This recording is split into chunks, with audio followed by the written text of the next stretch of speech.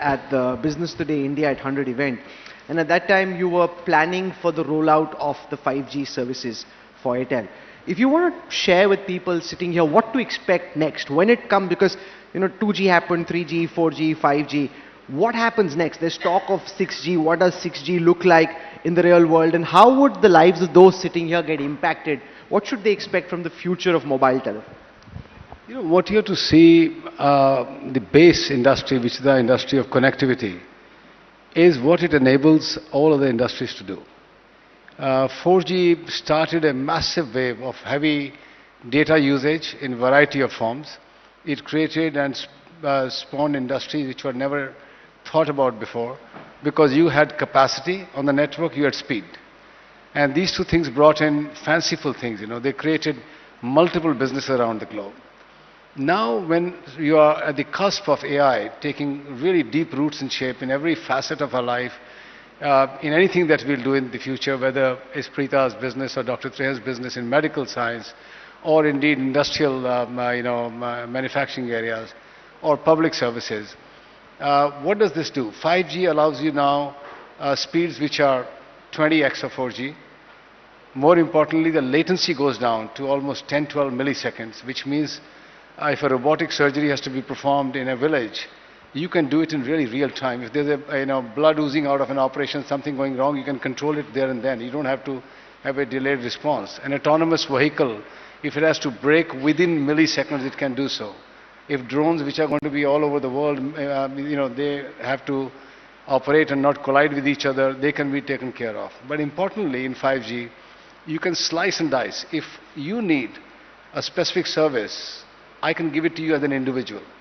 So let's say a school bus going on an autonomous mode with children in it. That will get a very different service than a music file that is going on a Spotify. You couldn't do that in 4G.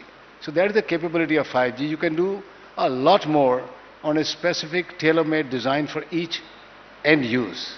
And that's very important. And it was earlier mentioned by Siddharth, not many use cases have come through. My own view is they will come through, and my industry will not create the use cases. My industry has created a super highway. People who are brilliant in technology and all our startup ecosystem, they will create a lot of stuff. Yes, it's a bit of a disappointment that it's not come as fast as we thought. Why do you think that's the case? I think sometimes, technology takes time to take shape. Industrial 4.0, which we talk about, some experiments have started to happen. We are running in Bosch, we are running in Suzuki, Maruti Suzuki, some experiments. But even globally, you are still not seeing. By now, if you really look at it on the timeline, autonomous driving should have happened. It has still not taken shape. There are regulatory issues, there are still technological glitches. They are coming through, they'll come through. The drones are coming around, but it's taking time. So I would say there is a bit of a delay. But the good news is the platform is ready now. You can do what you have to do with all those fanciful things. And they will come. It's only a matter of time. This is what you're seeing in your front view mirror. I'm talking about crystal gazing. From here on, what should people expect once the potential of 5G is unlocked to the extent that it can? What's the next frontier? Adoption of AI. And you can't do that without a solid platform of 5G plus or going on to 6G. So if you have to, go beyond your device, your wearables, real-time computing, decisions being taken in real time. Look at my network. We run millions of bytes on a second basis. How do you decipher between what is required by each segment of the market, each segment of the customers, what is important? This can only be done if the compute power is very strong at the back and equally is accessing real-time information. So what we call edge computing. You will need to do compute at the very end where the application is happening, not the submarine cables taking everything back onto internet world into the US or Singapore from the internet exchange and bringing it back. So all those things will require new technologies.